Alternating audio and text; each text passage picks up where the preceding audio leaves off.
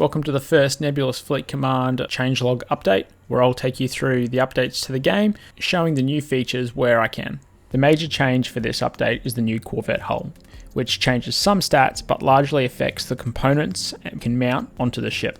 So first the stats, the hull has gone from 80 points to 100. Corvette swarms used to easily include up to 10 hulls, but we'll likely see that reduced to 9 as the additional points now spent on hull have to be redistributed.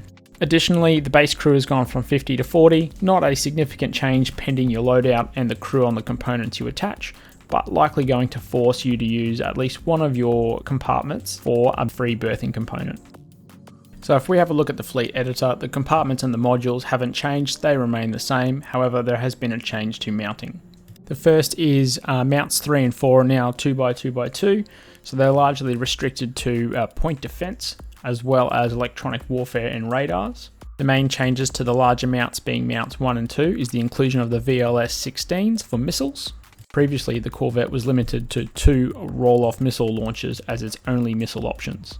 The other change is that in mount 1, the Corvette can now mount a Mark 64 cannon, previously limited to the Mark 61 and the Mark 62. The dedicated torpedo launcher, the MLS-3, has had its missile salvo size increased from 2 to 3, so increasing more of these launches will enable a larger spread with multiple ships. A new welcome feature is the point defense zone, which works with the point defense missiles, as seen in Tutorial 3. The point defense zone button on the UI can be toggled between area or point. A ship with riposte set to the area point defense zone will engage all missiles that attack it or any nearby friendly ships. This is demonstrated on the screen where an enemy frigate firing thunderheads will engage our frigate, however with our point defense Corvette will intercept those missiles. A ship that is equipped with point defense missiles that has the point defense zone set to point will only engage in missiles that are threatening that ship, which is calculated by the seeker of the incoming missile in relation to the point defense missile ship.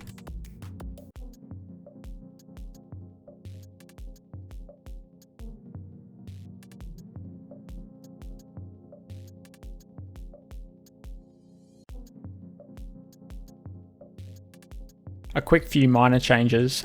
If you have mods installed, then achievements through Steam won't be granted, and this warning is presented within the mod manager.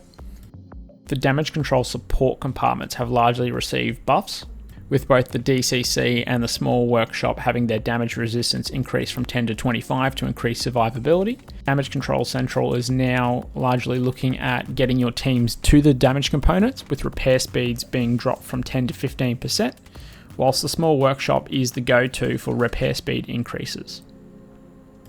All the sensor modules have now had an aperture size added to the radars. This will come into play for jamming, which we'll explain in a later video. The 120 and 250 HE RPF shells have both been buffed, with component damage increased from 3 to 6 and 6 to 10 for the 120 and 250 respectively. The Mark 64 cannon has had its crew reduced while its power has increased.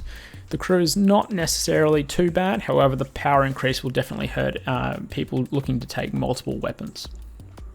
Finally, for stats, the Rebounder and the Defender now have crews. Previously they had a crew complement of 0, but now it's required that they have 3 each. You can now stop firing at a ship at any time. Select your ship, right click to open the order panel, and then between Signal and PPR, select Ceasefire or CF to have your ship cease firing with all weapons. Another addition is the weapons control option down on the game UI. Players can choose between hold, free and tight. If hold is selected and the ship is ordered to fire, the ship will instead track the target without engaging. Here you can see the frigate roll and track with its turrets without actually engaging the other frigate. If free or tight is selected, the weapons will engage. There is intent to use free for a different purpose later on, however has simply been added into the game at this point in time as a placeholder. Recent change to the game for both firing missiles and sub-movement functions is the Sphere tool. The Sphere tool will automatically appear when you select one of these functions. When the tool is open, move your cursor around to position the direction that you want, and then holding control will be able to set the distance.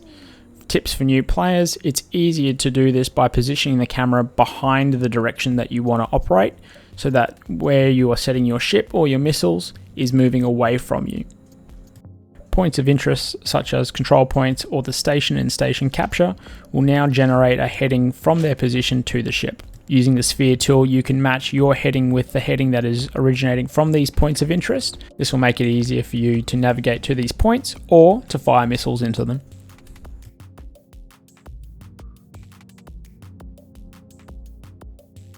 Alright, well that ends the changes for this update. If you'd like to see more of this in the future, let me know down in the comments below.